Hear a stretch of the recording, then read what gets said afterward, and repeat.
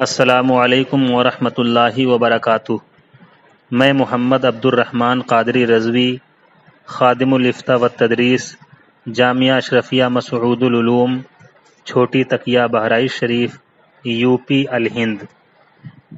آج 27 ذی قعدہ سن 1441 ہجری مطابق 19 جولائی سن 2020 عیسوی، دن اتوار۔ آج کا سوال یہ ہے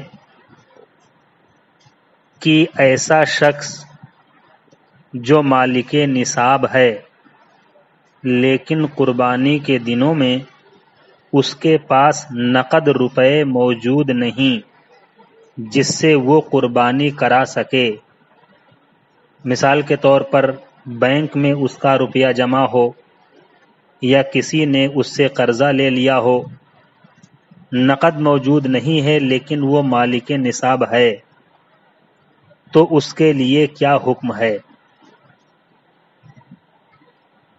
اس کا جواب یہ ہے کہ ایسا شخص جس پر قربانی واجب ہے لیکن قربانی کے دنوں میں اس کے پاس نقد روپے موجود نہیں، تو اس پر لازم ہے کہ قربانی کرے، چاہے کسی دوسرے سے قرض لے کر یا اپنا کچھ مال بیچ کر۔ خلاصہ فتاوی رضویہ شریف، جلد 8، صفحہ نمبر 393، مطبوعہ رضا اکیڈمی ممبئی۔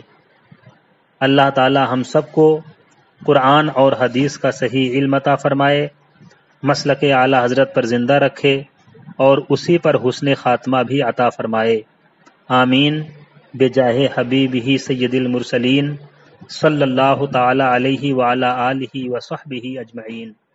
السلام علیکم۔